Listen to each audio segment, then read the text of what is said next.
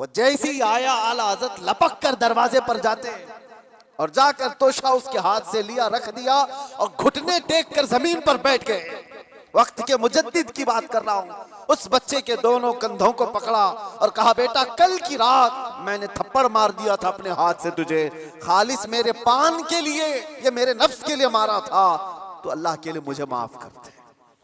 वक्त का इमाम अब छोटे बच्चे से कह रहा है मुझे माफ कर दे। वो बच्चा कसमसा रहा है, घबरा रहा है।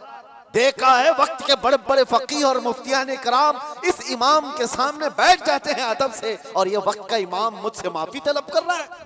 आला हजरत जैसे फकीह, उनके जैसा बड़ा आलिम जिसके सामने दूसरे कई उलमा अपने घुटने टेक देते हो, एहतिकाफ की हालत में तवज्जो, जैसी ही इफ्तारी हो जाती तो आपके खादिमों में से घर से जो खाना लाया जाया करता था, एक बच्चा था 12 साल का, वो तो शदान लेकर के आता था, इफ्तारी और सहरी पहुंचाता था मस्जिद में।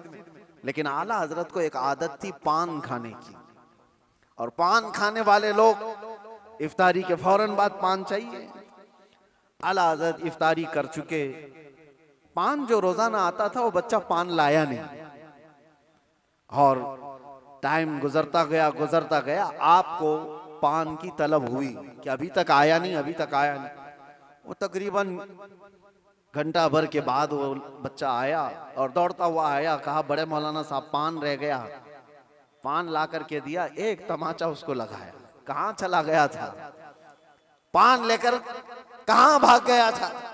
वो बच्चा, जो खादिम है, खिदमत करने वाले लोग हैं, कहा माफ कीजिए भूल गया था, दिया और चला गया भागकर। पान खा लिया। आपके शागिर्द हैं अल्लामा जफरुद्दीन बिहारी रहमतुल्लाह तआला अलैह, उन्होंने लिखा है इसको, आला हजरत के शागिर्द। वो कहते हैं पान खाने के बाद आला हजरत इतने बेकरार हो गए, तरावी हो गई, टहलते रह गए इधर से उधर बेचैनी से। मैंने जाकर पूछा इमाम वक्त से, आला हजरत से, मौलाना जफरुद्दीन साहब फरमाते, कहा क्या वजह है। आला हजरत ने कहा मौलाना जाओ वो बच्चा कहाँ है उसको ढूंढ के लाओ। कहा क्यों, क्या हुआ। काम उसको बुला लाइए, मैं उसको मार दिया था। तो मौलाना जफरुद्दीन रहमतुल्लाह अलैह फरमाते, मैं ढूंढने के लिए निकला, वो कहाँ मिलता, रात हो गई थी, कहीं दुबुक के सो गया हो।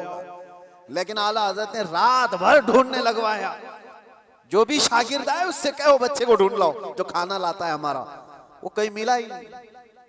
रात भर आप सोए ही नहीं, मस्जिद में टहलते रहे बेकरारी के साथ।